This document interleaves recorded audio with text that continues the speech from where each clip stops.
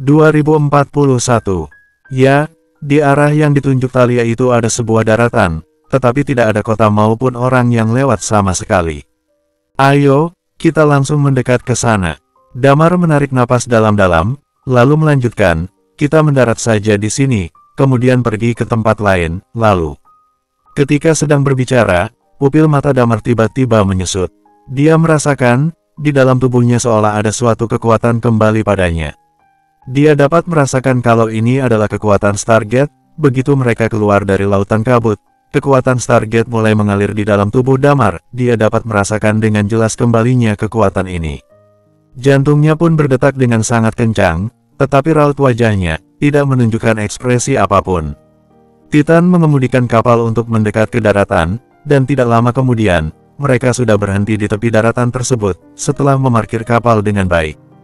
Di atas geladak, Anon tersenyum ringan dan berkata, aku juga harus pergi. Kebaikan kalian yang telah menyelamatkanku, tidak akan aku lupakan selamanya. Damar tersenyum tipis dan menyahut, itu bukan masalah besar, tidak perlu kamu masukkan ke dalam hati. Tidak, Anon menggeleng dan berkata, kalau bukan karena kamu, aku tidak akan bisa keluar dari tempat itu seumur hidupku. Aku tahu kalian sangat spesial, tetapi... Setelah itu, dia tersenyum tipis sambil melanjutkan, janjiku tidak akan pernah berubah. Kalau nanti ada kesempatan, aku akan mencari kalian lagi. Kita pergi ke pulau di lautan kabut bersama-sama, lalu membagikan logam-logamnya. Selain itu, sebagai gantinya, dia menatap Damar dan yang lainnya, lalu melanjutkan, aku akan memberikan sebuah informasi kepada kalian. Di bagian barat dari daratan ini, ada sebuah tempat yang bernama Gunung Pyrosaul. Menurut legenda itu adalah habitat Phoenix, bahkan sekarang mungkin masih ada Phoenix di dalamnya. Namun sulit bagi ahli bela diri tingkat dewa untuk masuk ke dalam sana. Kalau gadis ini pergi ke sana, mungkin dia akan mendapatkan keberuntungan. Kemudian, dia melanjutkan kata-katanya dengan tenang. Selain itu, dia menatap Damar dan melanjutkan, kalian semua adalah pemilik karakteristik unik. Aku peringatkan kalian, jangan terlalu banyak main-main dan jangan sombong, pokoknya jangan menggunakan karakteristik unik. Namun, jika kalian bertemu dengan orang yang mengancam nyawa kalian, jangan sungkan untuk melawan. Setelah itu, dia berkata sambil menyipitkan matanya, ingat, langsung bunuh mereka, kalau tidak kalian pasti akan mati.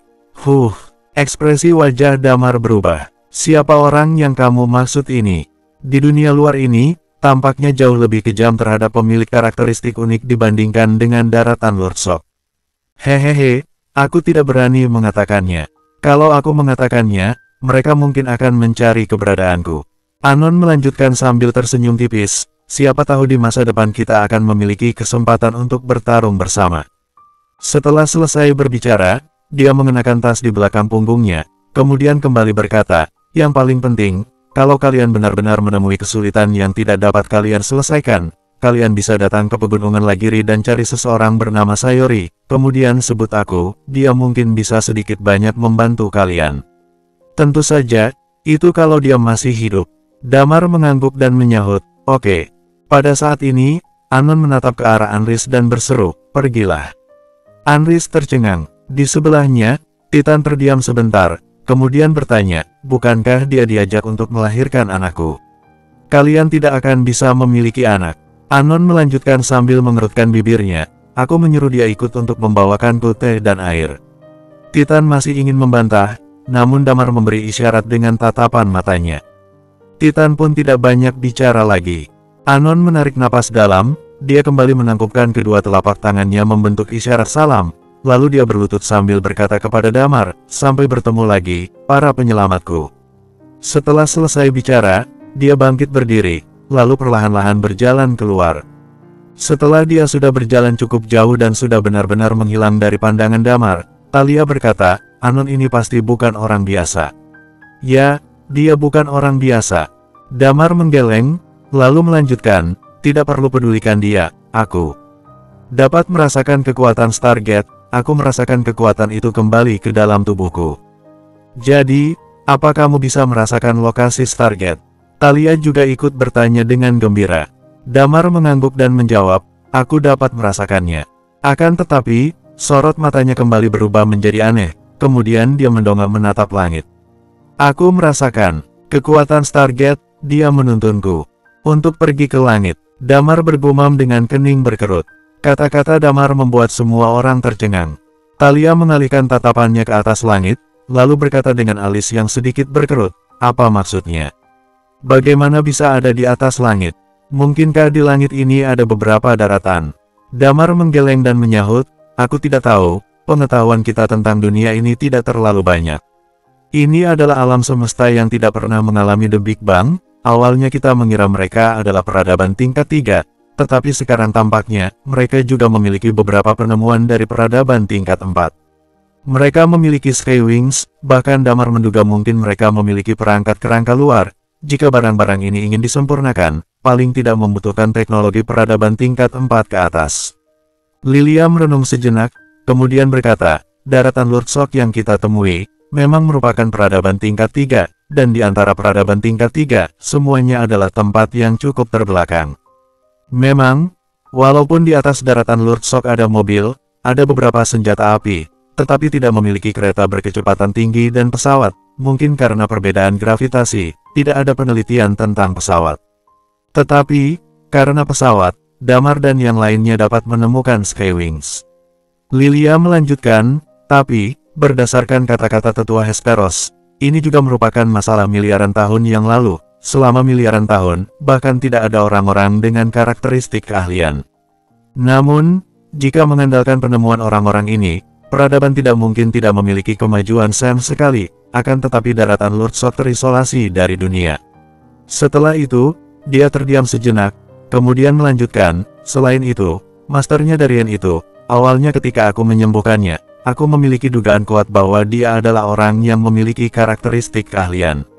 Mungkin, tepat pada saat ini, Thalia tiba-tiba seperti mengingat sesuatu, kemudian berkata, mungkin.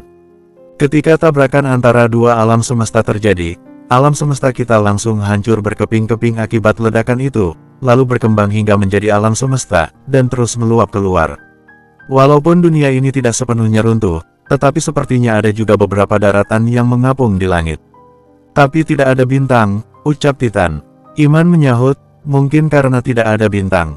Aturan di alam semesta ini dan tempat ini setara dengan alam semesta di masa-masa awal. Apa yang sebenarnya terjadi bukan sesuatu yang dapat kita bayangkan. Damar mengangguk dan berkata, kita perhatikan lagi pelan-pelan. Pertama-tama kita pelajari dunia ini, lalu mencari tahu apakah kita bisa bertanya tentang tetua Hesperos. Setelah menemukan dia, mungkin kita bisa mendapatkan informasi yang cukup banyak darinya. Yang lainnya juga ikut mengangguk. Damar menatap ke arah Yani dan berkata, Yani, kamu bisa coba membuat deduksi tentang lokasi tetua Hesperos. Yani menggeleng dan menyahut, aku tidak bisa membuat deduksi dan meramal dia. Aneh, Damar bertanya dengan heran, kenapa ya? Yani terdiam sebentar, kemudian menjawab, aku juga tidak tahu, sekarang aku sudah membuat kesimpulan bahwa ada beberapa orang yang tidak bisa aku ramal, contohnya orang dengan takdir yang spesial, atau orang yang jauh lebih kuat daripada aku, termasuk kamu, aku tidak bisa membaca takdirmu. Damar terdiam, bagaimanapun juga Yani bukan peramal yang sebenarnya. Kalau begitu, kita terpaksa harus mencari orangnya. Damar menarik napas dalam-dalam dan melanjutkan, kalau bintang agung benar-benar ada, seharusnya bukan masalah yang sulit.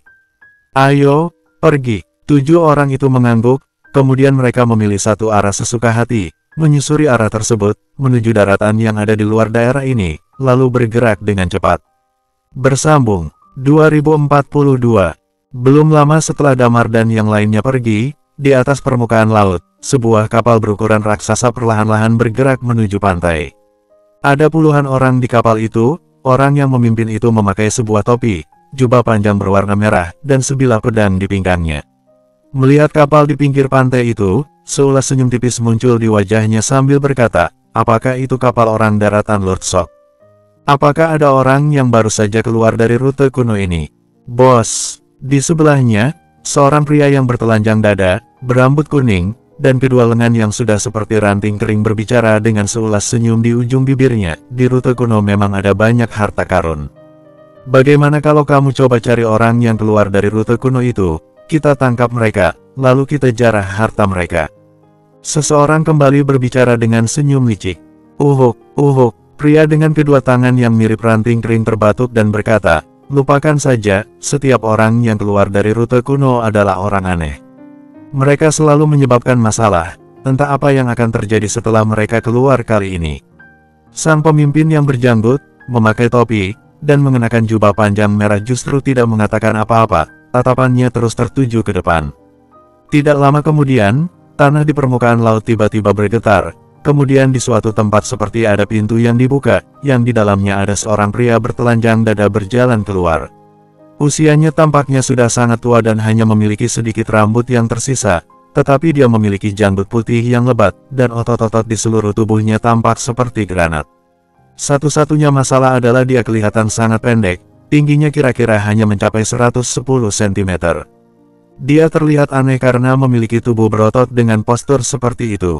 Pak tua pendek itu menatap pria berjubah merah di atas kapal sambil berseru dengan tenang, "Merji, apakah kamu sudah membuat barang yang aku inginkan?" Tanya pria yang mengenakan jubah merah.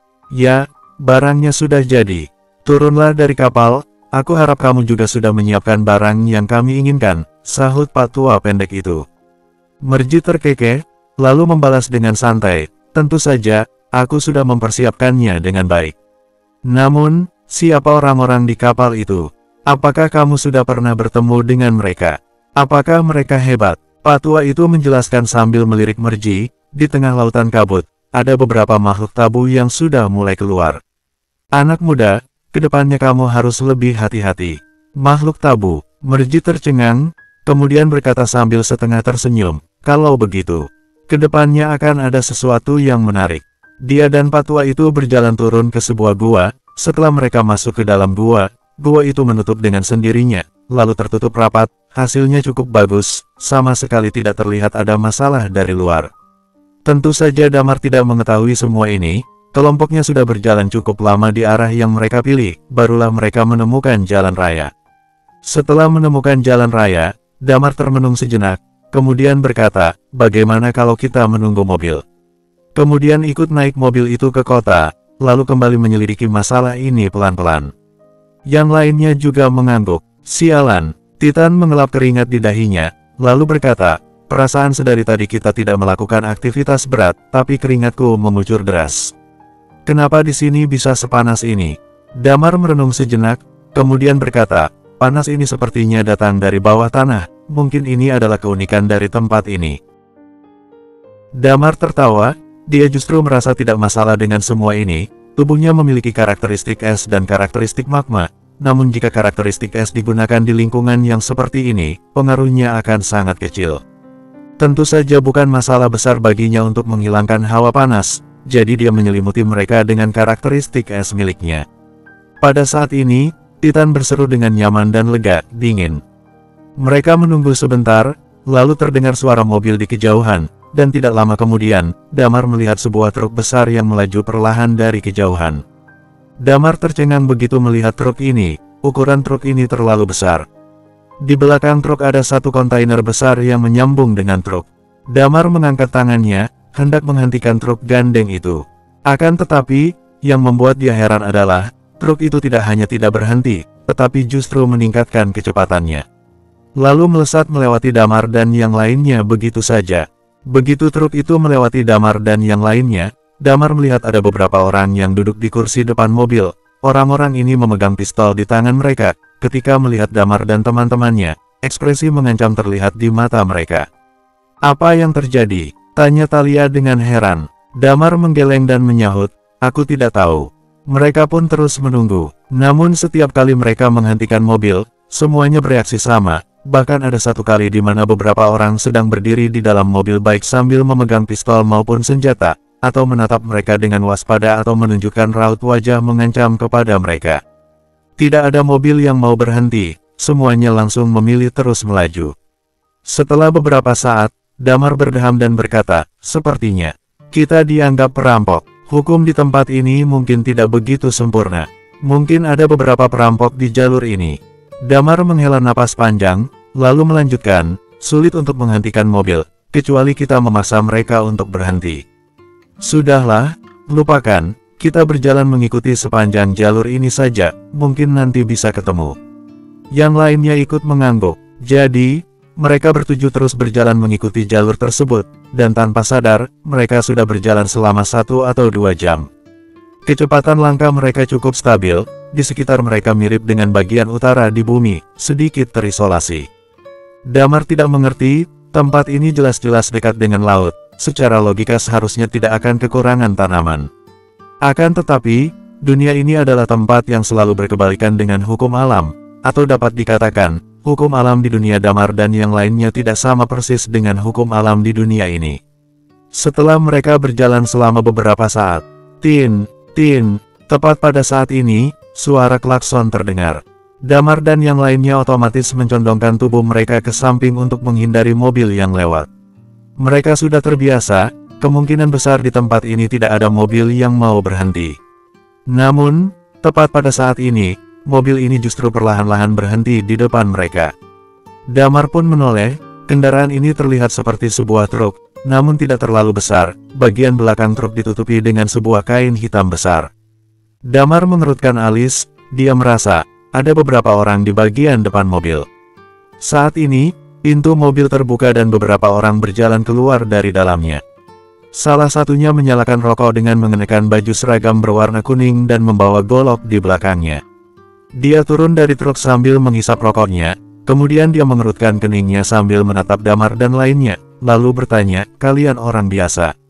Damar dan lainnya menatap orang itu dengan terkejut, ini adalah satu-satunya truk yang berhenti dan mereka juga berhenti dengan sendirinya. Orang-orang yang kabur dari negara Kalis. Sialan, kalian berdandan sedemikian rupa agar orang lain tidak akan merampok kalian, kan?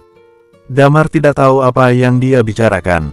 Pada saat ini, dia berkata dengan marah lagi, "Aku sedang berbaik hati, jadi cepatlah naik ke truk dan aku akan membawa kalian ke kota." Damar tertegun, meskipun dia tidak paham dengan situasinya tetap saja ada truk yang bisa ditumpangi dan dia juga bisa masuk ke dalam kota, sehingga dia langsung bersedia. Tentu saja, sejak awal sampai sekarang dia tahu dunia ini tidak terlalu adil, tetapi kekuatan orang ini juga ada batasnya dan kekuatan Damar dan lainnya pun cukup kuat.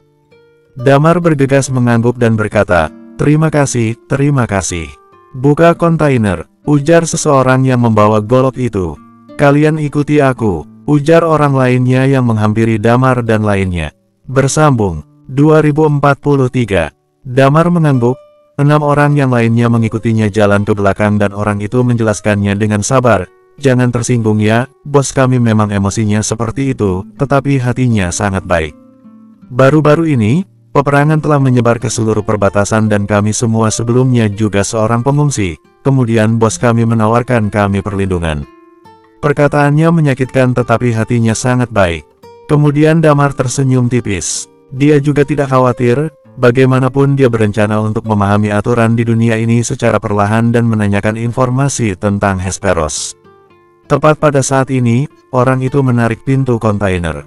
Cahaya menyinari bagian dalam kontainer. Kemudian Damar dan lainnya tertegun begitu melihat situasi di dalam kontainer itu. Di dalamnya terdapat 20-30 orang, mereka ada yang duduk bersandar di truk dan ada juga yang berbaring di bawah. Ada orang tua, anak-anak, dan wanita di dalamnya. Satu-satunya masalah adalah tidak ada laki-laki. Sebagian besar tubuh mereka berlumuran darah dan pakaian mereka compang camping. Ada orang yang terkena luka ledakan, tebasan dan hanya diperban dengan sangat sederhana. Mereka melihat Damar dan lainnya dengan tatapan yang penuh dengan kewaspadaan. Selain itu, ada yang frustrasi, kecewa, dan kesakitan. Damar dan lainnya sudah menghadapi begitu banyak peperangan, mereka berperang dari bumi sampai ke planet Eternal yang skalanya lebih besar ataupun kecil. Semuanya sudah pernah mereka hadapi. Tetapi mereka pun tetap merasa sedikit tidak sanggup melihat tatapan ini. Sebelumnya, laki-laki itu pernah mengatakan, kalau sedang terjadi peperangan di perbatasan. Mungkin orang-orang ini terkena pengaruh dari peperangan itu. Naiklah, kira-kira 1 hari lebih sudah bisa masuk ke dalam kota dan di dalam kota masih terhitung lebih aman. Orang itu menghampiri Damar dan berkata sambil tersenyum, kalau kamu ada sesuatu, maka langsung panggil aku saja, namaku Limu. Terima kasih. Damar mengangguk, kemudian dia memanjat ke truk dan membantu Lilia dan lainnya masuk ke dalam truk. Kontainernya pun ditutup, seluruh gerbong ditutup dengan kain hitam sehingga keadaan menjadi gelap, Tetapi bagi Damar dan lainnya kegelapan ini masih terhitung cukup baik, karena mereka masih bisa melihat raut wajah semua orang. Truk berjalan lagi dan ada seseorang yang merintih. Lilia mengerutkan keningnya, sebagai seorang dokter dia tidak tahan lagi, jadi begitu dia melihat secercah aura energi vitalitas, dia langsung menghampiri orang lain dengan perlahan. Truk melaju perlahan, seiring dengan pergerakan aura energi vitalitas Lilia, orang-orang yang terluka di kontainer mulai merasa membaik. Tetapi semua orang di dalam kontainer tampaknya masih tertekan dan tidak ada satu orang pun yang berbicara. Sampai suatu ketika terdengar suara orang ribut dari bagian depan truk. "Bos, kamu tidak boleh seperti ini lagi, pasukan kita hanya tinggal sebanyak ini saja, terlebih lagi kehancuran yang disebabkan oleh peperangan sekarang membuat kota kekurangan pasokan sumber daya dan harga barang menjadi naik. Kita hanya punya sedikit uang untuk melakukan satu perjalanan. Kalau kamu memberikan perlindungan kepada begitu banyak orang seperti ini, uang kita tidak akan cukup." Pria yang sedang merokok berkata, "Kalau kita bisa bantu, maka bantulah. Permasalahannya bukan bisa bantu atau tidak, tetapi kita harus mempertimbangkan kenyataannya." Kemudian terdengar lagi sebuah suara yang menyahut, "Permasalahannya bukan merawatnya, tetapi selanjutnya kita bisa berjalan menuju kota." Dengan begitu banyak orang yang ikut dalam perjalanan, maka biaya yang harus dibayar untuk perjalanan pun tidak sedikit. Kita semua berasal dari tumpukan orang mati yang mendaki keluar untuk hidup.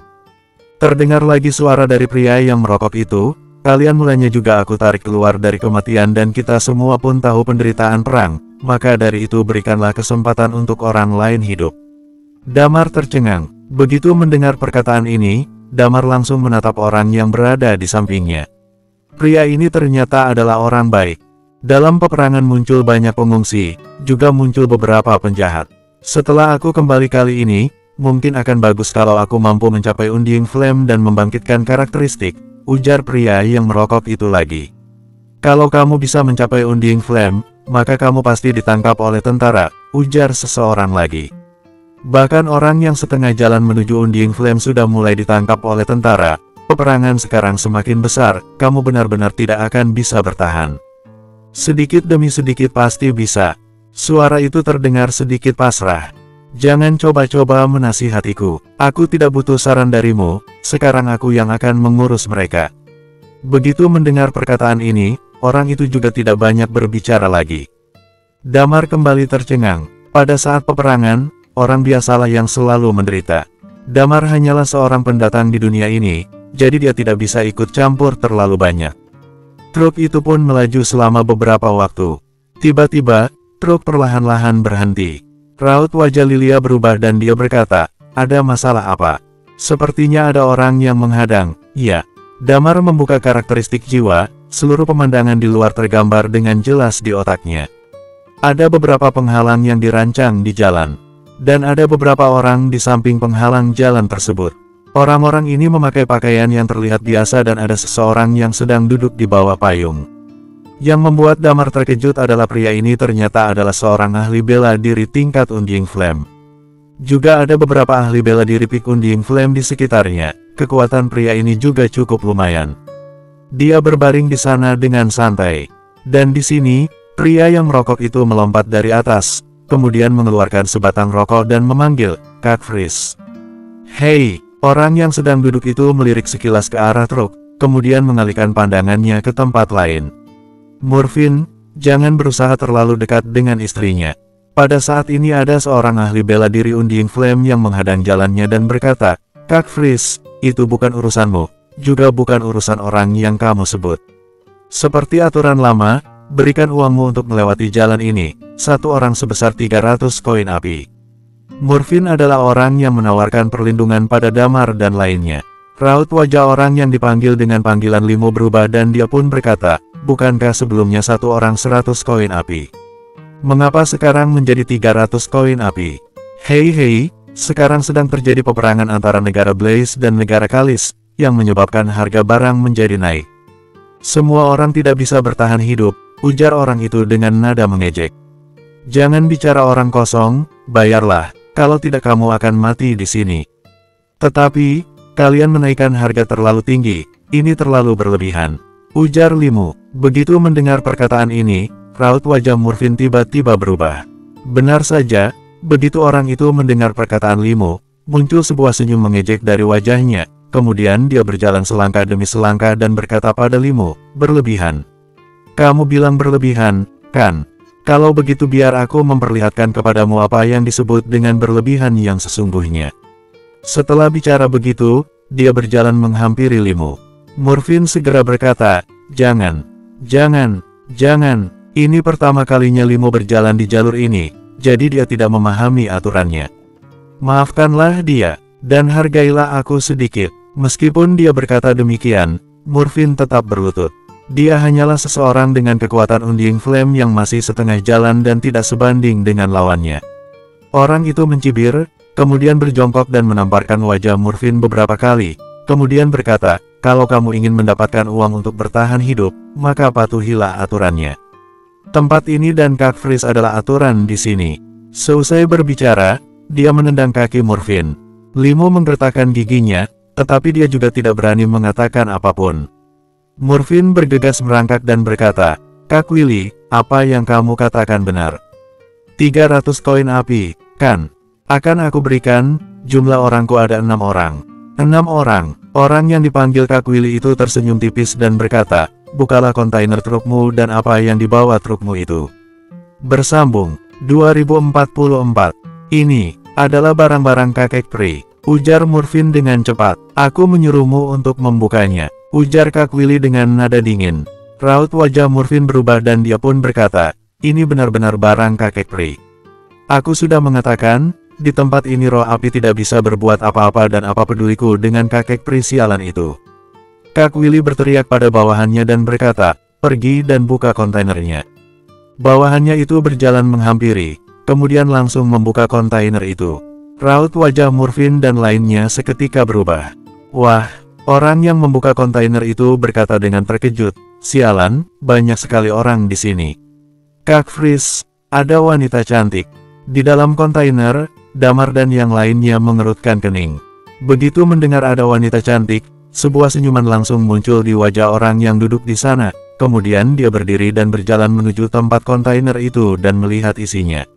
Saat pandangannya tertuju ke Lilia dan beberapa orang lainnya, muncul sebuah senyuman tipis di wajah Kak Freeze. Murfin bergegas berlari ke sana dan berlutut di hadapan Kak Freeze sambil berkata, "Kak Freeze, mereka semua adalah pengungsi. Kami adalah korban dari perang, jadi aku mohon berikanlah mereka jalan keluar." "Berikan jalan keluar? Kalau aku memberikan mereka jalan keluar, lantas siapa yang memberikan kami jalan keluar?" ujar Kak Freeze dengan tersenyum tipis. Totalnya adalah 37 orang, setiap orang dikenakan biaya sebesar 300 koin api, selain itu tinggalkan keempat wanita ini. Dia berkata demikian sambil menunjuk Lilia, Talia, Wendy, dan Yani. Raut wajah Murfin berubah menjadi gila dan berkata, "Kak Freeze, mereka semua adalah pengungsi, dan aku tidak mempunyai uang sebanyak itu. Keluarkanlah berapa banyak uang yang bisa kamu keluarkan," ujar Kak Freeze dengan tenang. "Kamu adalah orang yang diberikan perlindungan oleh Garvin, kan? Kamu sama saja dengan bosmu, benar-benar dungu. Di dunia yang kacau ini untuk apa mengurusi banyak orang, bukankah lebih baik mengurusi hidup sendiri saja?"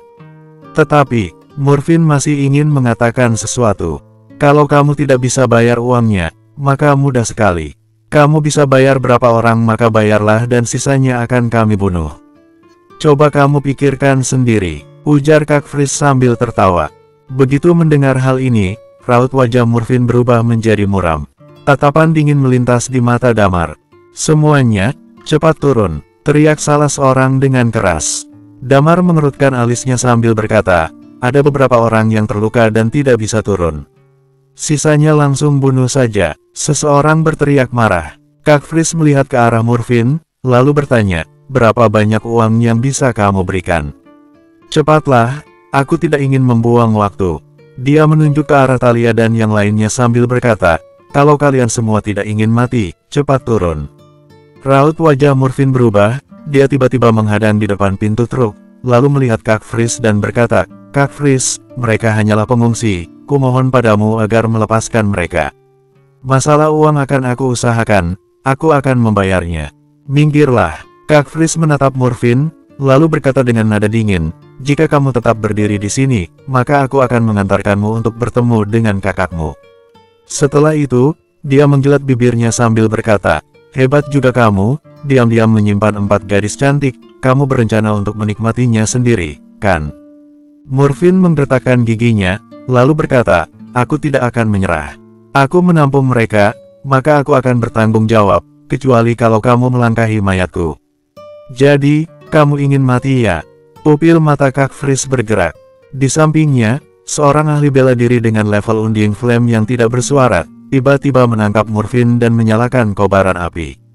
Perbedaan level Undying Flame dan Half Undying Flame yang besar, membuat Murphin tidak bisa berkutik, walaupun tidak sampai mati, juga akan terluka. Death Strangle. Pada saat ini, Damar merasa hatinya sedikit bergetar. Pupil mata orang yang menangkap Murphin seketika menyusut. Detik berikutnya, Chi dan karakteristik segera menghilang, lalu terdengar suara dentuman keras yang muncul dari orang yang jatuh ke jalan. Kak Freeze sangat terkejut. Orang yang dipanggil dengan sebutan Kak Willy oleh Murphin segera memeriksanya. Tak berapa lama, dia terperanjat sambil berkata, "Kak Freeze, dia telah mati." Ekspresi Kak Freeze terlihat sangat terperanjat. Di bawah, Kak Willy mendadak berdiri dan berkata, "Murphin, apa yang telah kamu lakukan? Beraninya kamu bermain curang, akan kubunuh kamu." Begitu dia selesai berbicara, seluruh tubuhnya bergetar, lalu dia jatuh ke jalan seperti orang yang tadi. Kak Willy yang tadi bersikap sombong, kini telah mati. Aneh, sungguh aneh. Murphin berdiri di depan kontainer truk dengan bingung, dia tidak tahu apa yang telah terjadi. Sedangkan bawahan Kak Freeze melihat ke sekeliling pada saat ini. Muncul ekspresi takut pada wajah Kak Freeze, dia mundur selangkah, lalu berkata sambil melihat sekelilingnya, "Siapa tetua yang melakukan trik ini? Apakah kamu berani keluar?" Tatapan matanya terlihat sangat waspada. Menghilangkan nyawa 2 orang ahli bela diri level Undying Flame tanpa suara, ini benar-benar membuat dia merasa ketakutan. Akan tetapi, tidak ada yang menjawab pertanyaannya. Murphin bergumam, "Kak, apakah itu kamu? Apakah kamu yang sedang melindungi kami?" Setelah Kak Freeze mendengarnya, ekspresinya menjadi sangat tidak enak dilihat. Dia menatap Murphin, lalu berteriak dengan marah, "Pasti kamu yang berbuat ulah." Death Strangle. Pada saat ini, Damar kembali menggunakan Death Strangle. Pandangan Kak Freeze membeku, lalu tubuhnya jatuh ke jalan secara perlahan-lahan. Melihat pemandangan ini, bawahan Kak Freeze tercengang, sedangkan Murphin sudah berlutut di atas tanah. Dia merasa kakaknya yang meninggal telah menunjukkan kekuatannya dan sedang menangis. Ada yang memeriksa keadaan Kak Freeze, kemudian berkata dengan gemetaran, "Kak Freeze sudah mati." Semua orang melihat Murphin yang sedang berlutut di atas tanah dengan ketakutan. Dalam waktu singkat, 3 orang telah meninggal, di antaranya adalah pemimpin mereka, seorang ahli bela diri Eternal Undying Flame, yang meninggal secara tiba-tiba. Ini benar-benar sangat aneh. Lari, selamatkan diri. Mereka pun mulai melarikan diri. Damar juga tidak berniat menghabisi mereka. Bosnya telah meninggal, komplotan bandit ini juga akan bubar. Sekelompok orang itu mulai bubar. Murphin berlutut di atas tanah dan berdoa cukup lama, kemudian dia bangkit berdiri, menyeka air matanya, dan berkata kepada Damar, "Sudah beres, ayo kita lanjutkan perjalanan." Selesai berkata begitu, dia melihat Alia dan kawan-kawan, lalu mengernyitkan alisnya sambil berkata, "Rias wajah sejelek mungkin, jangan sampai membuat masalah untukku." Setelah mengatakan itu, dia membanting pintu. Orang ini layak untuk dijadikan teman. Titan berkata, "Kamu terlalu baik hati, padahal sekelompok orang ini memang pantas mati, tetapi kamu hanya membunuh 3 orang.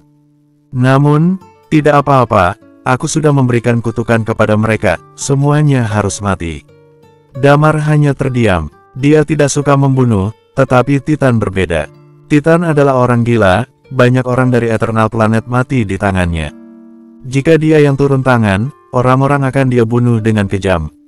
Damar juga tidak bersimpati, walaupun mereka bukan pemimpinnya, tapi tangan mereka juga telah banyak bersimbah darah, jadi mati juga tidak masalah. Truk kembali melanjutkan perjalanan. Kemampuan Murphin sedikit buruk, tetapi hatinya sungguh mulia. Di dunia yang tidak aman ini, jarang menemukan orang seperti dia. Damar memang ingin berteman dengannya. Akan tetapi, Damar dan yang lainnya akan meninggalkan dunia ini. Kemampuan mereka berdua juga sangat berbeda dan mereka adalah orang dari dunia yang berbeda. Akan tetapi, dia baik sekali, karena itu kalau bisa Damar pasti akan membantunya. Ketika sudah sampai di kota, Damar akan berpisah dengannya, kemudian mencari makanan. Truk melewati titik pemeriksaan dan terus melaju. Tak berapa lama, langit perlahan-lahan berubah gelap. Truk berhenti di pinggir jalan, Limo berjalan ke belakang, membuka kontainer, kemudian meletakkan sebuah tangga dan berkata, "Kalian keluarlah, kita harus menginap 1 malam di sini. Bagi orang yang terluka, sebentar lagi aku akan datang mengobati kalian." Damar dan beberapa orang lainnya turun dari truk. Murfin seorang duduk di pinggir sambil merokok, entah apa yang sedang dia pikirkan. Limo masuk ke dalam kontainer dan memeriksa kondisi orang yang terluka. Tak lama kemudian, dia berlari dengan agak panik dan berkata, "Bos, ada sesuatu yang terjadi." Orang-orang yang terluka, mereka bersambung. 2045. Ada apa? Tanya Murfin dengan alis yang berkerut. Orang-orang yang terluka itu, Limo menelan ludah, tatapan matanya penuh dengan keterkejutan. Ada yang mati. Murfin mengernyitkan alisnya, menghela napas panjang. Ini masalah yang tak dapat kita atasi, hal ini yang bisa kita lakukan. Bukan, Limo menggelengkan kepalanya dan berkata, orang-orang yang terluka itu, semua lukanya telah sembuh. Apa? Rokok Murfin jatuh di mulutnya sendiri, dia bahkan lupa untuk bernapas. Tak lama kemudian, barulah dia berlutut ke lantai dan bergumam, "Terima kasih, Kak. Terima kasih." Tentu saja ini semua terlalu ganjil bagi Murfin. Dari kematian kelompok Kak Fris yang sulit untuk dijelaskan sampai luka-luka yang dialami rombongannya sembuh secara misterius, semua itu benar-benar membuat kepalanya pusing. Murfin tidak bisa menjelaskan semua itu. Dia hanya bisa berpikir bahwa itu adalah roh kakaknya yang sedang melindungi dirinya. Dia sama sekali tidak tahu bahwa sebenarnya beberapa orang yang dia bantu di tengah jalan secara tidak sengaja memiliki kemampuan unik. Limo dan yang lain juga berlutut sambil menangis terseduh-seduh. Sedangkan Damar justru tertawa terbahak-bahak. Dia tidak menyangka bahwa mereka semua akan berpikir seperti itu. Tentu saja dia juga tidak terlalu banyak memberi penjelasan apapun. Jika dia bisa sedikit membantu selama di perjalanan, maka dia akan melakukannya. Beberapa saat kemudian, rombongan Limo mengirimkan beberapa daging yang sudah dikeringkan kepada Damar dan teman-temannya. Damar menerima daging kering itu. Dia merasa bahwa daging itu tidak seperti daging biasanya. Saat dia menggigitnya, daging itu keras seperti batu dan rasanya juga hambar. Dia yakin bahwa si wanita muda dan tua itu berasal dari dunia luar. Mereka berdua ingin sekali memiliki keterampilan memanggang milik Damar karena suka dengan makanan barbeku. Tetapi terlihat jelas dari luar bahwa mereka kurang pandai dalam hal memasak.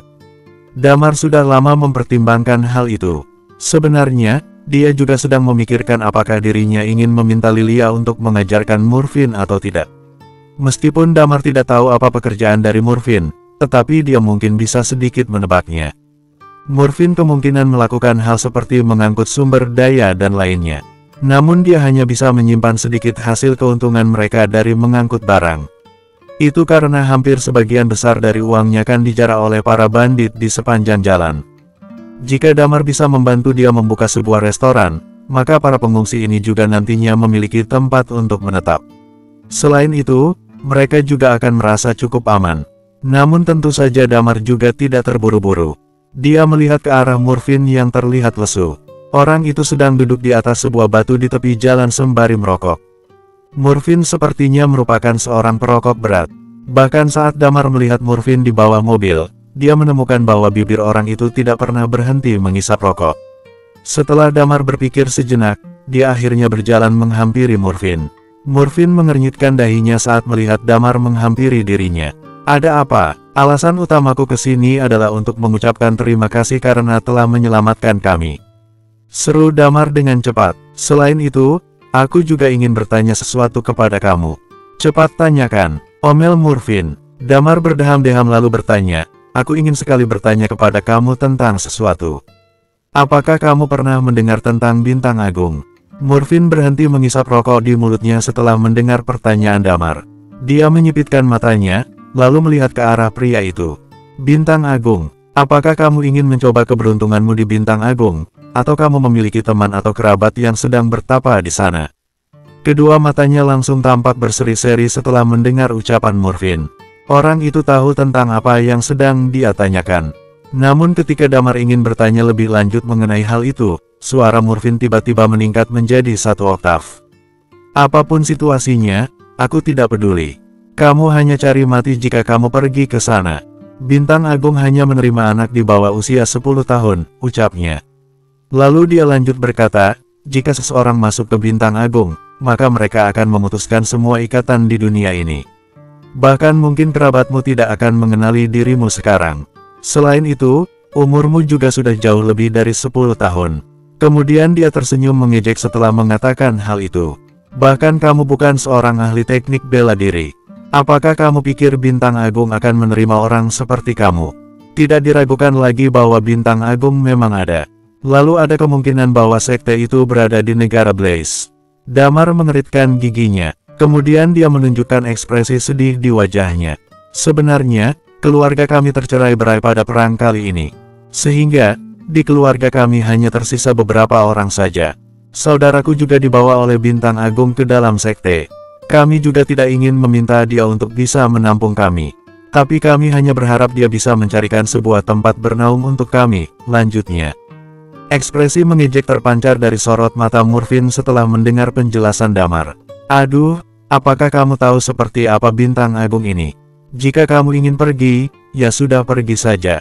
Damar menggelengkan kepalanya dengan bingung. Aku tidak tahu. Sangat normal kalau kamu tidak tahu tentang sekte besar seperti itu, ucap Murfin. Bintang Agung itu terletak di puncak pegunungan Lagiri. Barisan gunung itu terbentang sejauh ratusan ribu kilometer dan mencakup ribuan negara. Lalu negara Blaze yang terletak di depan mereka itu bukanlah apa-apa. Setiap tahun, negara itu harus memberikan persembahan kepada Bintang Agung agar bisa mendapatkan perlindungan dari mereka. Bintang Agung adalah piramida paling atas di daratan kami, jelas Murfin. Semua orang yang mereka terima adalah seseorang dengan bakat unik dan tiada taraf. Kemudian orang-orang yang masuk ke sana akan dihapus dari ingatan di masyarakat dan dunia. Tentu saja karena alasan ini, Bintang Agung akan menawarkan subsidi yang cukup besar kepada keluarga orang-orang itu. Lalu dia melihat ke arah Damar setelah mengatakan hal itu. Aku bisa lihat kalau kehidupan kalian sehari-hari cukup enak. Jadi jika kamu ingin pergi ke sana, maka saudaramu itu tidak akan mengenali kamu sama sekali, lanjutnya. Damar mengernyitkan dahinya dengan serius. Puncak pegunungan Lagiri. Ini adalah kedua kalinya Damar mendengar nama tempat itu. Sebelumnya, Anon juga pernah menyebutkan tempat itu. Sekarang jika Damar mendengar nama itu lagi, sesuatu membuat dia berpikir bahwa sepertinya itu ada hubungannya dengan kedua orang tersebut. Tentu saja Murfin tidak tahu dengan apa yang sedang dipikirkan oleh Damar. Dia hanya melihat Damar mengernyit dan melanjutkan penjelasannya.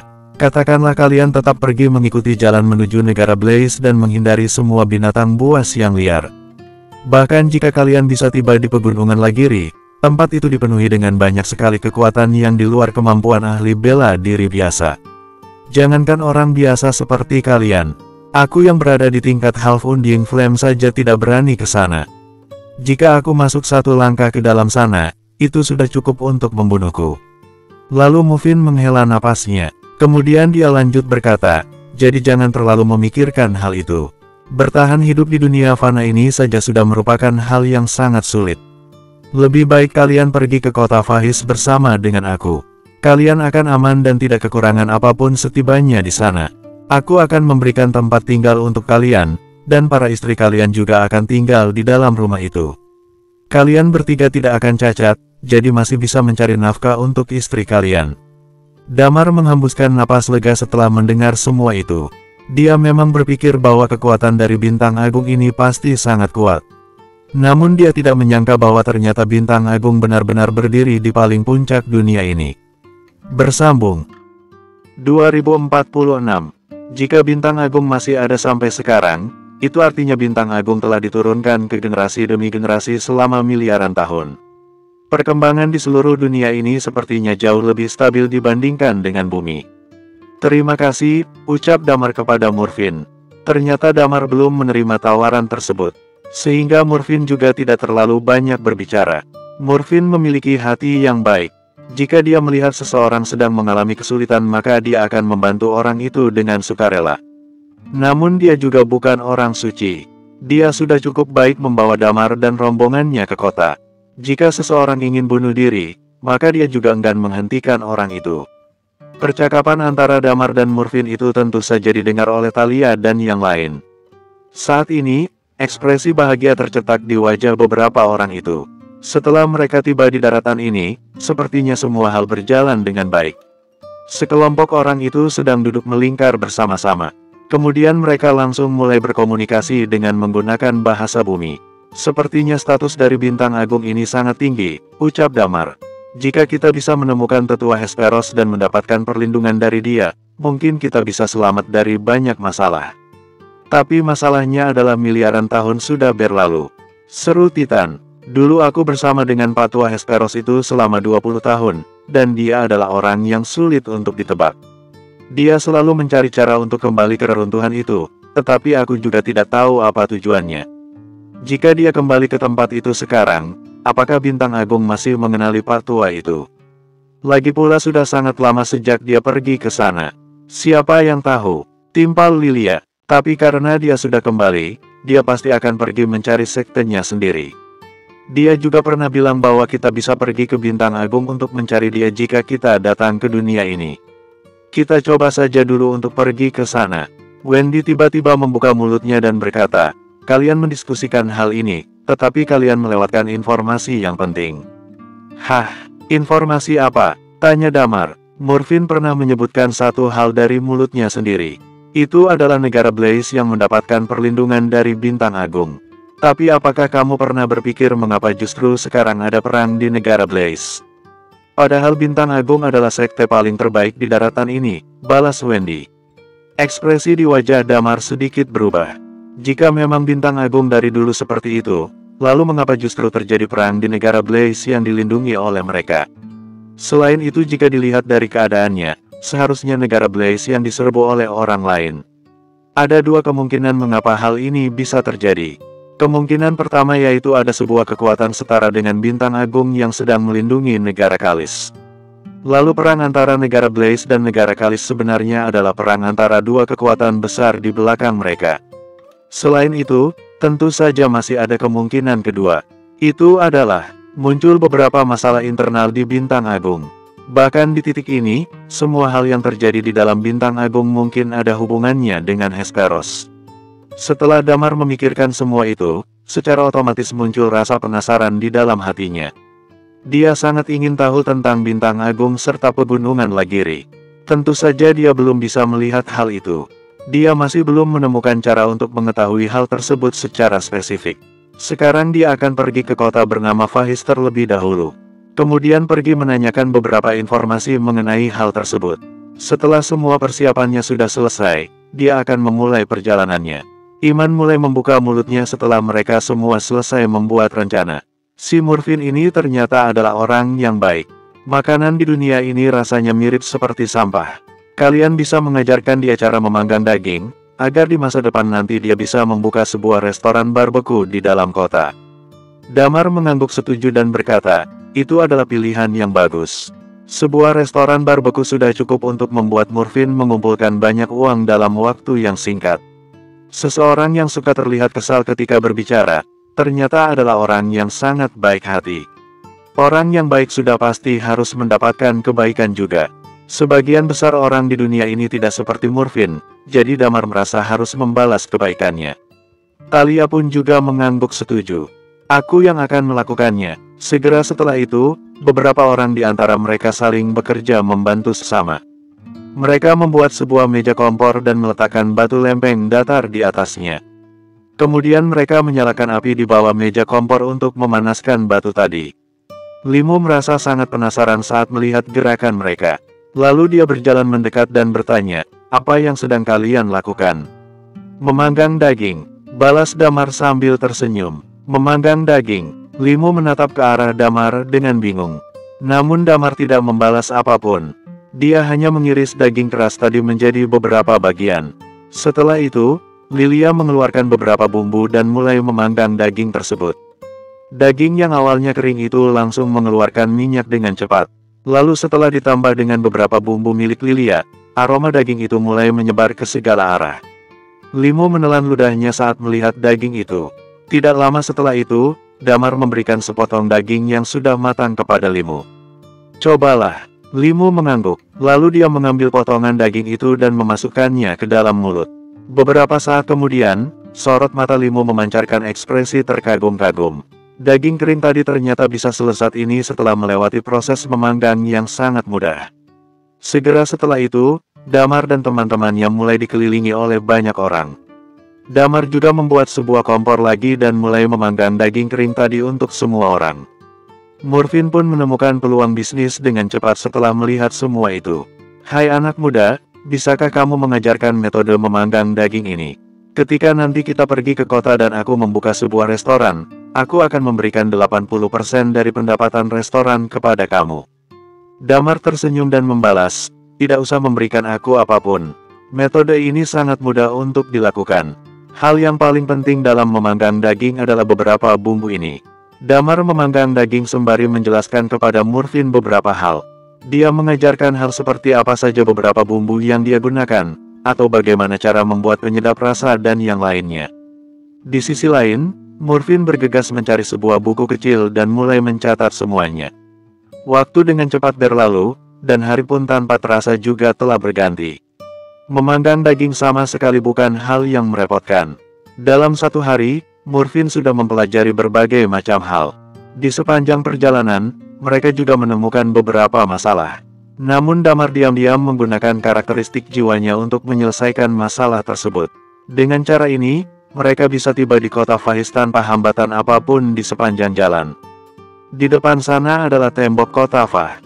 Apa namanya? Fahris. Persetan dengan kota itu. Sulit sekali diucapkannya, ucap Titan sambil mengangkat sebuah kain hitam dengan wajah kesal. Damar tersenyum tipis dan berkata, kita juga harus berpamitan dengan mereka. Mereka dan Murfin adalah orang asing yang bertemu secara kebetulan. Damar sangat menikmati waktu bersama orang itu, tetapi Damar dan teman-temannya bukan berasal dari dunia ini. Damar tidak pernah berpikir untuk menjalin persahabatan dengan siapapun.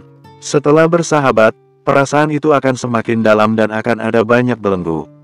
Lalu ketika salah satu dari mereka harus pergi, rasa enggan untuk berpisah pun juga semakin besar. Damar diam-diam menggunakan karakteristik jiwa miliknya.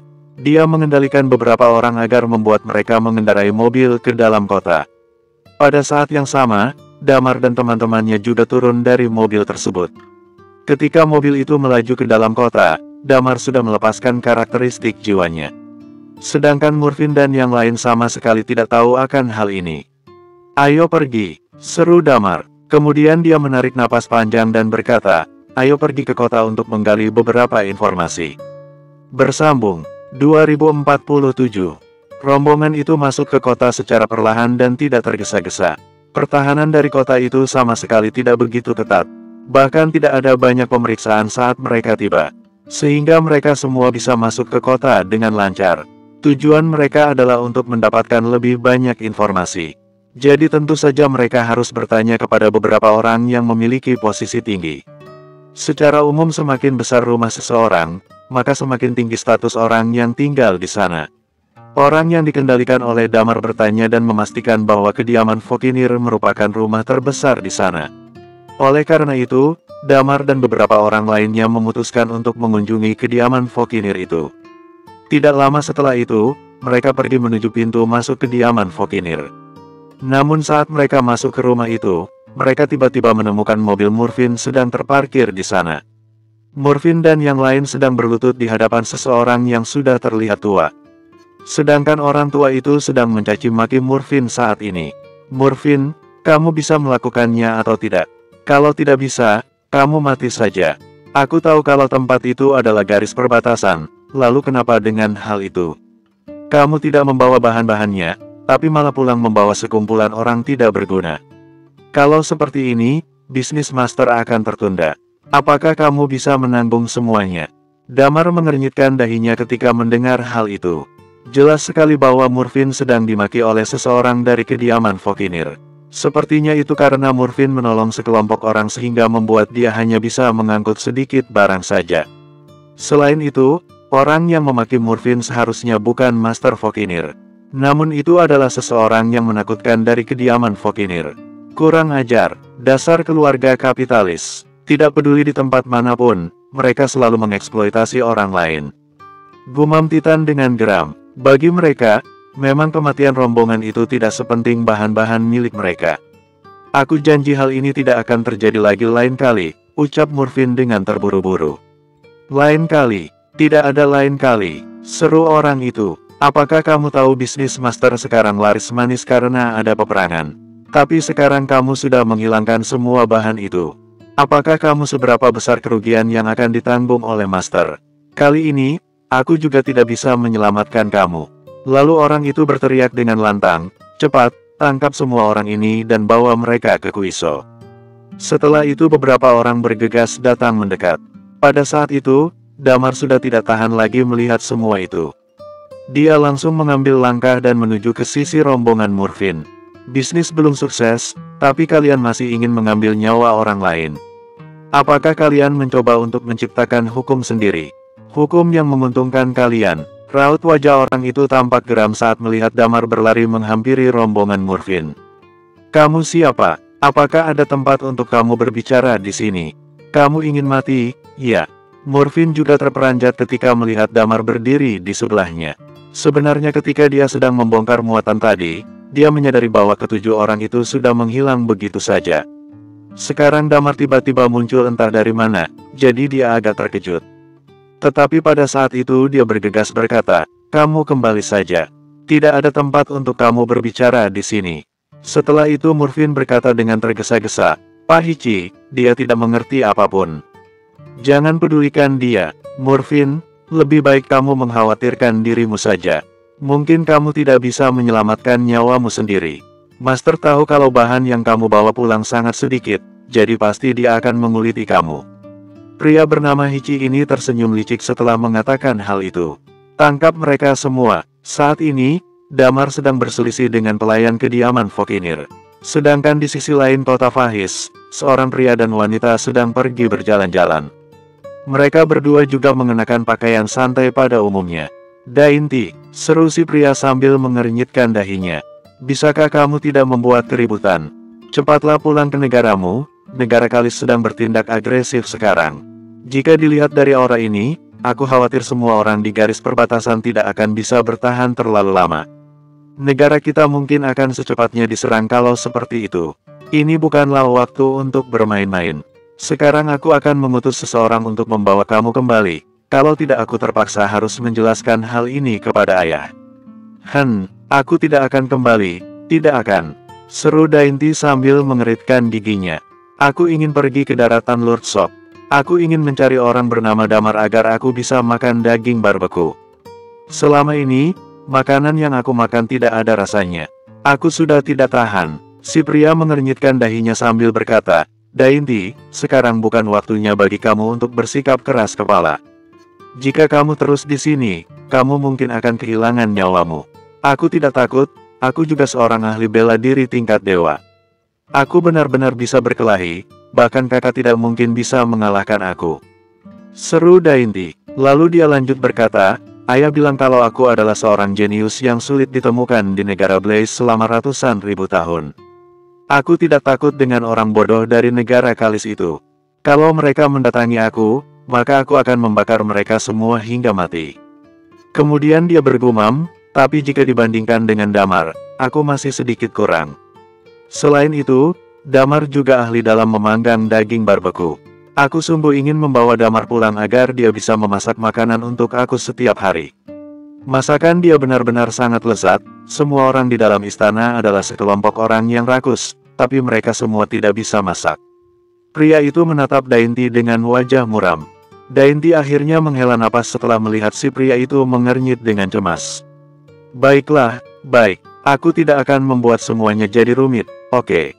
Aku akan kembali, tapi kamu harus membawakan aku makanan terlezat di kota ini terlebih dahulu. Oke, aku akan membawa kamu makan di rumah kakek Fokinir, ucap si pria. Kakek Fokinir dulu pernah menjadi tentara. Setelah dia mundur dari garis perbatasan, bisnisnya langsung laris manis. Di dalam rumahnya ada koki terbaik seantero negara Blaze. Aku pernah makan satu kali di sana, dan rasa makanannya sulit untuk dilupakan. Itu juga boleh. Seru Dainty. Kita sudah tiba, ucap si pria. Apa yang sedang terjadi di depan pintu? Dainty melihat ke arah pintu rumah itu. Tiba-tiba, sorot matanya tampak berbinar-binar. Kakak, sepertinya aku tidak perlu pergi ke daratan Lord Shock. Setelah itu, dia langsung melangkahkan kakinya dengan cepat. Di sisi lain, aura membunuh yang sangat dingin terpancar dari sorot mata Damar. Orang-orang di kediaman Vokinir ini sungguh keterlaluan. Murfin membawa kembali beberapa orang ini demi menyelamatkan nyawa mereka. Itu lebih baik dibandingkan dengan beberapa bahan tersebut. Mereka semua tidak peduli dengan nyawa seseorang hanya demi mementingkan keuntungan mereka sendiri. Para pelayan di kediaman Vokinir pun mulai mengepung Damar. Mereka semua setidaknya berada di atas tingkat dewa. Pak Hichi, apakah kamu harus mendorong semua orang ke arah jalan buntu? Apakah tidak ada jalan lain? Tanya Murfin sambil mengeritkan giginya. Jalan lain, kamu tidak bisa lari dari kematian. Teriak Pak Hichi. Serang mereka. Sekarang aku ingin lihat siapa yang berani menyentuh mereka. Pada saat itu, suara teriakan yang anggun namun lantang tiba-tiba terdengar di telinga semua orang. Damar melihat ke arah sumber suara yang terdengar sedikit familiar itu. Kemudian terperanjat melihat seseorang yang bergerak dengan cepat dan langsung muncul di hadapannya. Orang itu mengambil tangan Damar dan berkata, "Damar, kita bertemu kembali." Damar ternganga melihat ke arah sosok yang ada di depannya itu. Lalu dia dengan terkejut bertanya, "Kamu berasal dari negara Blaze?" Bersambung 2048. Damar, cepat masak makanan untuk aku. Sejak aku kembali, semua makanan yang aku makan setiap hari tidak ada rasanya. Semua makanan yang dimasak oleh orang-orang itu jauh lebih buruk daripada masakanmu, ucap Dainty, masih memegang tangan Damar. Aku mohon, masak sesuatu untuk aku. Dainty terus meminta kepada Damar sambil menarik tangan pria itu. Raut wajah Pak Hichi berubah setelah melihat Dainty. Kalian itu sebenarnya siapa? Bukankah kalian orang bawahan Murfin? Dainty mengerutkan dahinya saat melihat ke arah Pak Hichi. Ketika melihat raut wajah Dainty, Pak Hichi langsung tampak bahagia. Murfin, dari mana kamu bawa orang-orang ini? Master Vokinir paling suka dengan seorang wanita muda yang sangat cantik seperti Di. Mungkin kamu masih punya sedikit harapan hidup kalau memberikan wanita muda itu ke Master Vokinir. Cepat ikat mereka semua, lalu ikat juga wanita ini. Setelah itu kirim mereka semua kepada Master. Seru Pak Hichi dengan gembira. Aura dingin terpancar dari sorot mata Dainty setelah melihat hal itu. Dia meraba-raba pinggangnya dan mengeluarkan sebuah lencana. Kemudian dia tiba-tiba melemparkannya ke arah Pak Hichi. Lencana itu menabrak tubuh Pak Hichi hingga akhirnya jatuh ke tanah. Lalu sebuah kobaran api muncul dari lencana itu. Buka matamu lebar-lebar dan lihat siapa aku. Seru Dainty dengan tatapan yang dingin. Pak Hichi membelalakan kedua matanya setelah melihat lencana itu. Sekujur tubuhnya bergetar dan mulutnya menganga lebar. Ternyata kamu adalah Putri Dainty. Seketika timbul kegaduhan di tempat itu. Talia yang ada di belakang menatap ke arah Damar dengan terkejut. Mengapa Damar bisa kenal dengan Putri Negara Blaze? Setelah itu dia tersenyum lebar dan berkata, Lilia, kamu harus mengawasi suamimu itu. Dia ternyata suka merayu wanita lain di mana-mana. Iman bergegas menimpali, aku ingin menjelaskan ini kepada Damar. Dia sama sekali bukan pria yang suka merayu wanita. Lalu dia menjelaskan secara hati-hati kepada semua orang. Sedangkan Damar yang ada di depan sedang tercengang. Gadis ini ternyata adalah putri dari negara Blaze. Pak Hichi benar-benar sangat ketakutan hingga sekujur tubuhnya gemetar. Lalu dia mulai berlutut di tanah dan berkata, hormat kepada Putri Dainty. Murfin yang ada di sebelah Damar pun juga gemetar ketakutan. Dia baru saja berpikir bahwa dirinya sudah pasti akan dibunuh. Kemudian, Damar ternyata memikat Putri Dainty. Damar mengernyitkan dahinya. Nama kamu Dainty, putri dan negara Blaze. Murfin ketakutan saat mendengar ucapan Damar. Dia berlutut di tanah dan menarik ujung baju pria itu. Kamu tidak berlutut saat melihat Putri Dainty, bahkan kamu berani memanggil putri dengan namanya saja. Cepat berlutut, namun adegan yang dia lihat saat ini membuat dirinya terkejut. Dainty masih melihat Damar dengan tatapan memohon. Kemudian dia berkata, Damar, aku mohon. Tolong masak sesuatu untuk aku, ya. Tidak mau. Damar mencibirkan bibirnya. Menurut kamu, hubungan pertemanan seperti apa yang kita miliki? Aku sudah seringkali memasak untuk kamu, tetapi kamu tidak tahu berterima kasih. Pada saat itu kamu dan nenek tua itu ingin membunuh aku, kan? Aku tidak pernah menyerang kamu.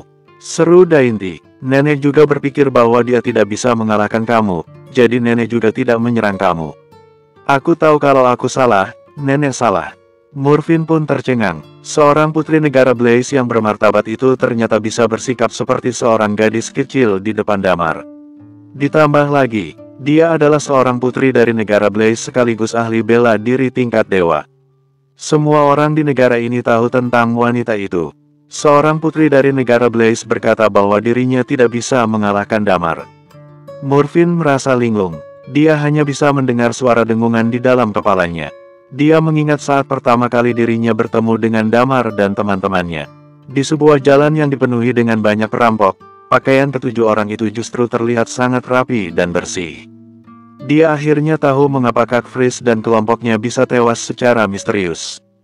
Dia akhirnya tahu mengapa luka semua orang-orang yang ada di dalam mobil juga langsung sembuh begitu saja.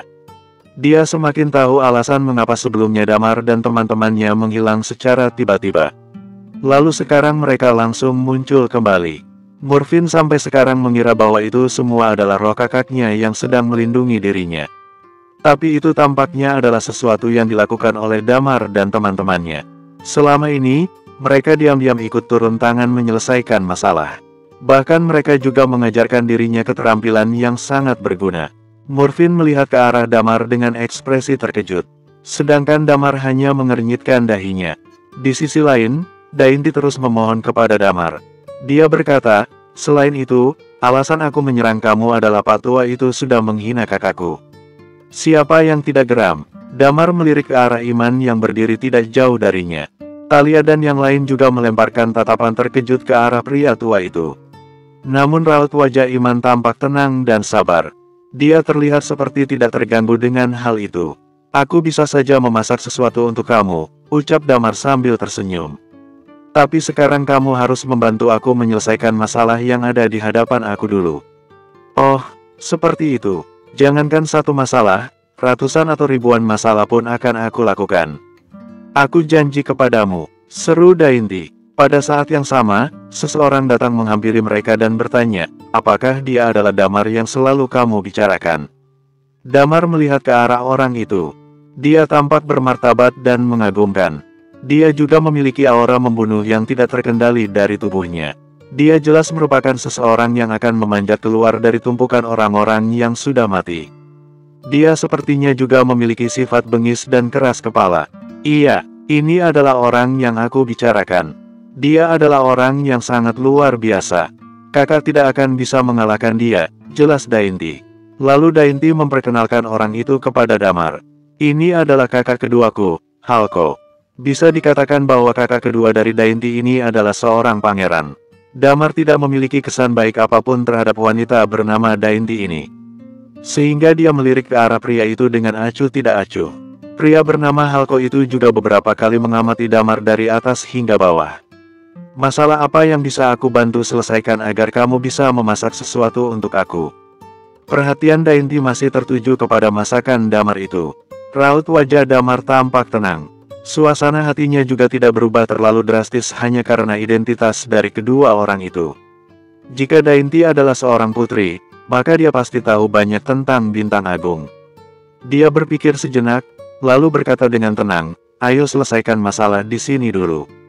Kemudian dia menjelaskan secara singkat masalah yang sedang mereka hadapi. Setelah Halko mendengar semua itu, dia mengernyitkan dahinya. Benarkah? Benar, seru Damar dengan santai. Lalu Halko menatap ke arah Pak Hichi dengan tenang. Pada saat itu, seseorang bergegas berlari keluar. Orang itu terlihat sangat cemas. Saya, Somi, memberi hormat kepada Pangeran Halko dan Putri Dainty. Aku sudah tahu masalahnya, ucap Halko sambil melihat ke arah Somi dengan acuh tak acuh. Kakek Vokinir ini sangat luar biasa, ya. Aku khawatir bahwa kota Fahis ini tidak memiliki pendirian yang sama dengan kamu. Klan Blaze sudah tidak bisa menyentuh tempat ini lagi. Butir-butir keringat terus mengucur di wajah Somi. Kemudian dia bergegas berkata, ini semua hanyalah omong kosong dari pelayanku saja. Aku biasanya selalu mendisiplinkan bawahanku. Mereka semua sudah kurang ajar dan pantas untuk mati. Kalau begitu, Aura membunuh tercetak di wajah Halko. Beberapa saat kemudian, sebuah kobaran api berubah menjadi seuntai rantai. Lalu rantai tersebut tiba-tiba melilit tubuh Somi dalam sekejap. Kalau begitu, kamu saja yang mati. Raut wajah Somi langsung berubah drastis. Dia belum sempat berbicara, tetapi kobaran api tersebut langsung membelah tubuhnya seperti sebuah pedang. Somi langsung tewas dalam sekejap. Bersambung, 2049. Damar menatap Halko dengan ekspresi terkejut. Salah satu hal yang membuat Damar terkejut adalah cara yang digunakan Halko untuk membunuh Somi. Dao pembunuh di tubuh pria itu sangat kuat dan sebanding dengan tingkat Dewa Tengah. Ditambah lagi, niat membunuhnya juga terlalu kuat. Dia melakukan semua itu dengan sangat rapi seolah-olah dia memang seorang pembunuh bayaran elit. Setelah Halko membunuh Somi, dia melihat ke arah Pak Hichi dengan tatapan dingin. Pergi lapor diri ke garis perbatasan dan bergabung bersama anggota kamp kematian lainnya. Perintah Halko kepada Pak Hichi. Kamp kematian adalah kumpulan serdadu umpan meriam yang menyerang di garis depan dalam sebuah perang. Raut wajah Pak Hichi seketika berubah menjadi pucat pasi. Tubuhnya lemas hingga dia jatuh terduduk di tanah. Apakah kamu puas dengan cara penyelesaian masalah ini? Jadi apakah sekarang kamu bisa memasak sesuatu untuk aku? Tanya Dainty dengan tergesa-gesa sembari menarik tangan Damar. Damar tercengang melihat semua itu. Dia merenung sejenak, lalu berkata, bisa. Tapi aku ingin menanyakan beberapa pertanyaan kepada kamu nanti. Aku harap kamu bisa menjawab semuanya. Tentu saja, aku akan terus terang menjawab semua hal yang aku tahu. Seru Dainty dengan cepat. Halko sedikit mengernyit saat mendengar ucapan Dainty itu. Namun dia sepertinya juga sangat memanjakan adiknya itu. Jadi dia hanya mengernyitkan dahinya dan tidak terlalu banyak berbicara. Aku akan berbicara dengan temanku ini sebentar, ucap Damar sambil menarik Murphin. Kalian tunggu aku di sana, nanti aku akan kembali lagi. Murphin merasa bahwa dirinya sudah tidak waras. Dia tidak menyangka bahwa Damar akan menyuruh pangeran dan putri negara Blaze yang bermartabat untuk menunggu dia di sisi lain. Ketika dia melihat bahwa Damar datang untuk membantu dirinya, Murphin merasa bahwa semua ini tidak nyata. Dainty dan Halko langsung peka dan bergerak mundur ke sisi lain. Setelah itu, Damar membantu Murphin untuk berdiri. Murphin merasa sedikit gugup, namun ketika dia merenungkan semua hal yang sudah terjadi, dia merasa bahwa Damar hampir tidak pernah bersikap angkuh. Dia tersenyum getir dan berkata, kamulah yang selalu membantu aku di sepanjang perjalanan. Damar pun tersenyum. Kamu adalah orang yang baik, dan orang baik juga harus mendapatkan kebaikan. Jika dari awal kamu tidak salah mengira kami sebagai orang biasa, maka tentu saja tidak akan ada bantuan seperti ini dari kami. Ini semua hanyalah hubungan timbal balik saja. Orang yang baik harus mendapatkan kebaikan.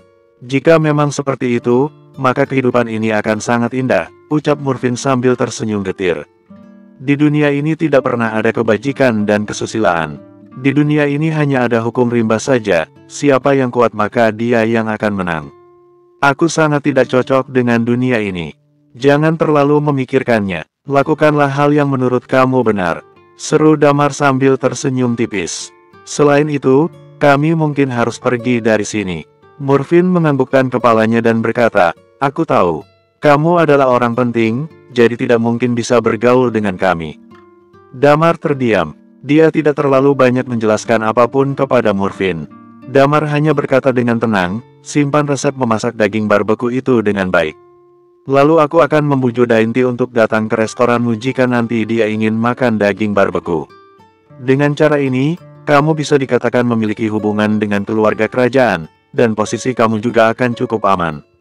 Murphin tercengang. Sekujur tubuhnya gemetar hebat. Dia baru saja ingin berlutut di hadapan Damar, tetapi Damar menghentikannya. Tidak perlu sungkan seperti ini. Ini bukanlah apa-apa. Setelah itu, Damar tersenyum ke arah Murphin. Kalau begitu aku pergi dulu, ya. Baiklah, seru Murphin sambil menganggukkan kepalanya. Damar dan rombongannya pergi mengikuti Dainty untuk keluar dari tempat itu. Kemudian mereka semua berjalan ke arah yang lain. Murphin dan yang lain menatap kepergian rombongan Damar. Lalu Limo berjalan ke samping Murphin dan berkata, Kak, kita sepertinya benar-benar bertemu dengan orang yang sangat mulia. Orang yang baik harus dibalas dengan kebaikan juga, gumam Murphin. Ayo pergi, kita harus mengantar mereka pulang ke tempatnya. Damar berjalan masuk ke sebuah barak bersama dengan Dainty. Setibanya mereka di sana, Dainty langsung memindahkan beberapa peralatan masak ke dalam sebuah tenda yang besar. Lalu dia juga mengambil banyak sekali bahan masakan. Pada saat itu, dia tersenyum riang dan berkata, "Semuanya, silakan duduk." Dainty mengamati orang lain selain Damar dan Iman dengan rasa ingin tahu. Dia belum pernah bertemu dengan mereka sebelumnya, tetapi nalurinya berkata bahwa orang-orang ini bukanlah orang biasa. "Bagaimana kalian bisa pergi melarikan diri dari daratan Lord Sok?" tanya Dainty dengan penuh penasaran. Damar berjalan ke tempat peralatan masak itu. Kemudian dia mulai membersihkan beberapa bahan masakan. Dia membalas dengan ringan, "Kami ingin pergi melihat-lihat di luar dunia ini." Omong kosong. Dainty yang sedang menatap Damar dengan penuh harap pun mencibirkan bibirnya. Halko menyuruh seseorang untuk memindahkan sebuah meja, dan sekelompok orang itu langsung duduk mengelilingi meja tersebut. Halko mengamati Damar dari atas hingga bawah. Sorot matanya seperti memancarkan sebuah keinginan untuk bertarung dengan pria itu. Namun Damar juga bisa merasakan dengan jelas bahwa tidak ada kebencian di antara mereka berdua. Mereka hanya ingin menguji kekuatan saja. Lilia dan yang lain juga ikut duduk mengelilingi meja itu. Pada saat itu, Dainty membuka mulutnya untuk mengucapkan sesuatu. "Bukankah kalian ingin bertanya kepada aku? Kalian bisa tanyakan sekarang. Aku bisa memberitahukan kalian semuanya, asalkan itu tidak berhubungan dengan beberapa rahasia." Raut wajah Damar sedikit berubah. Kemudian dia berkata, "Aku ingin bertanya, mengapa negara kalian berperang melawan negara Kalis?" "Aku saja yang menjawab pertanyaan ini," seru Halko pada saat itu. "Masalah di antara negara kami dan negara Kalis sebenarnya terletak pada dua ras di negara itu." "Oh," raut wajah Damar berubah. "Dua ras di negara Kalis." "Betul sekali. Kira-kira ribuan jutaan tahun yang lalu, muncul beberapa masalah di negara Kalis. Penguasa negara Kalis pada saat itu berpikir bahwa tinggi badan dapat menentukan batas kemampuan seseorang. Lalu mereka mulai melakukan seleksi berdasarkan genetik," jelas Halko dengan nada yang tenang. Lalu dia lanjut menjelaskan, "Pada saat itu, penguasa negara Kalis menggolongkan semua orang ke dalam dua kategori. Orang dengan tinggi lebih dari 180 cm disebut sebagai orang atasan. Sedangkan orang dengan tinggi di bawah 180 cm adalah orang bawahan. Kemudian, terbentuklah dua kelompok ras dan perang internal pun dimulai. Di dalam perang itu, kelompok orang bawahan kalah dalam perang dan harus mundur. Itu semua karena kekuatan milik penguasa negara Kalis yang tidak tertandingi," seru Halko. "Setelah itu, posisi orang-orang dengan tinggi di bawah 180 cm diturunkan sepenuhnya menjadi budak." Damar tercengang mendengar semua itu. Sebuah perang internal terjadi hanya karena masalah tinggi badan. Penguasa negara Kalis itu mungkin adalah orang yang bodoh. Kemudian Halko masih lanjut menjelaskan, "Ada perbedaan di antara orang atasan dan orang bawahan ini. Orang atasan menguasai banyak sekali sumber daya, sedangkan orang bawahan justru diperas hingga cukup parah. Orang bawahan selalu kekurangan gizi, sehingga gen mereka terus mengalami pengerdilan. Sedangkan tinggi badan dari kelompok orang atasan semakin lama semakin tinggi karena kelebihan nutrisi." Halko menarik napas panjang dan lanjut berkata, "Demi mencegah adanya kontaminasi genetik, perkawinan campuran dilarang di antara orang atasan dan orang bawahan. Lalu pada saat itu, dua kelompok ras itu sepertinya mengalami mutasi gen karena faktor lingkungan serta faktor eksternal lainnya. Tinggi badan dari kelompok ras kerdil semakin lama semakin pendek. Namun ketika mereka lahir dan tumbuh menjadi dewasa, kekuatan mereka akan cukup besar. Lalu begitu mereka mencapai tingkat Undying Flame, sebagian besar dari mereka akan memiliki karakteristik api. Sedangkan tinggi badan dari kelompok ras raksasa semakin lama akan semakin tinggi karena nutrisi mereka terus bertambah. Perbedaan tinggi setiap orang atasan pun semakin lama semakin besar. Saat ini, rata-rata tinggi badan ras itu sudah melebihi 3 meter. Pada saat yang sama, mereka juga memiliki kekuatan yang sangat besar serta tubuh yang menakutkan." Bersambung 2050. Raut wajah Damar berubah setelah mendengar penjelasan Halko. Selama berjuta-juta tahun, generasi demi generasi melewati seleksi berdasarkan genetik mereka. Kemudian hal itu ternyata membentuk dua kelompok ras yang tidak seimbang. Pada saat itu, Halko membuka mulutnya lagi. Saat itu ada seseorang yang sangat luar biasa di antara para ras kerdil. Nama orang itu adalah Catsar. Catsar adalah seseorang yang bangkit dari penindasan. Dia melarikan diri dari negara Kalis dan memasuki lautan luas hingga menjadi generasi bajak laut yang sangat kuat. Saat dia kembali lagi ke tempat asalnya, dia sudah berada di tingkat dewa atas. Sekarang dia sudah menjadi raja dari kelompok ras Kerdil. Kedua mata Halko berbinar-binar saat menceritakan tentang Catsar. Selain itu, dia juga merupakan teman baik dari ayahku. Ketika Catsar kembali, dia memimpin kelompok ras Kerdil dan berperang melawan ras kelompok raksasa. Meskipun kekuatan dia berada di tingkat dewa atas, tetapi kekuatan para ras raksasa sangat jauh berbeda dibandingkan dengan ras Kerdil. Setiap orang dewasa dari ras raksasa merupakan ahli bela diri tingkat Undying Flame. Jadi bisa dikatakan bahwa semua orang dari ras raksasa adalah prajurit. Namun, Catsar kalah dalam perang itu. Sorot mata Halko tampak sedikit kecewa. Pada saat itu, Raja Negara Kalis memberi perintah untuk membantai kelompok ras Kerdil. Damar sedikit terkejut mendengar cerita itu. Negara Kalis ini tampaknya merupakan hasil dari mutasi gen ras raksasa. Namun sepertinya, telah terjadi seleksi genetik tertentu dengan menggunakan metode lain. Hal ini sama seperti dengan Big Jade dulu. Jika seseorang tidak mencapai tingkat Undying Flame, maka mereka akan langsung disingkirkan. Lalu pada akhirnya, sebuah gen yang sempurna pun terbentuk. Mungkin metode seleksi genetik itu berbeda. Namun tujuan akhir yang dicapai dari kedua ras tersebut benar-benar sama persis. Sayangnya, Catsar kalah. Sorot mata Halko memancarkan kemarahan yang tiada taraf. Kelompok ras Kerdil telah dibantai dengan sangat brutal. Waktu itu, ayahku yang juga merupakan raja dari negara Blaze sedang pergi minum bersama dengan Catsar di perbatasan negara Kalis dan negara Blaze. Pada saat itu juga, Catsar sedang mengutus pasukannya ke medan perang, ucap Halko. Dia bilang kepada ayahku bahwa sebenarnya dia tahu bahwa pasukannya kali ini akan lolos dari kematian. Namun dia juga ingin membuktikan bahwa ras Kerdil juga bisa menghasilkan orang jenius yang unik dan luar biasa. Ras Kerdil terlahir dengan kekuatan supernatural dan memiliki karakteristik api. Mereka terlahir sebagai master senjata besi, ucap Halko. Dia ingin memanfaatkan kematiannya sendiri untuk membuat ras raksasa dan penguasa negara Kalis melihat nilai dari ras Kerdil. Dia ingin memanfaatkan kematiannya untuk menukar masa depan ras Kerdil. Damar memiliki rasa hormat yang mendalam kepada Catsar setelah mendengar hal itu. Dulu, mereka selalu bekerja sangat keras demi melindungi bumi, sehingga bumi bisa aman dan damai seperti sekarang ini. Namun tampaknya sekarang para ras Kerdil tidak seberuntung itu. Saat Catsar tewas, kapak pembantai milik ras raksasa diayunkan. Semua penduduk ras Kerdil pun mulai dibantai. Tanpa adanya seorang pemimpin, mereka tampak kalang kabut dan akhirnya pergi melarikan diri. Seru Halko. Lalu dia lanjut berkata, pada waktu itu, ayahku dan Catsar memiliki sebuah perjanjian. Tapi itu berlaku, jika dia kalah. Jika negara Kalis tidak ingin memberikan kehidupan kepada ras Kerdil, dia berharap negara Blaze bisa menerima semua orang dari rasnya. Oleh karena itu, kami benar-benar menyambut penduduk ras Kerdil di negara Blaze. Sejak saat itu, perseteruan antara negara kami dan negara Kalis benar-benar dimulai. Halko terdiam sejenak, lalu dia kembali melanjutkan penjelasannya. Pada saat itu, tekanan dari para penduduk negara Blaze sangatlah besar. Sedangkan jumlah penduduk ras Kerdil juga tidak sedikit. Kemudian, kami berdiskusi dengan pemimpin ras Kerdil yang terpilih tentang masalah ini.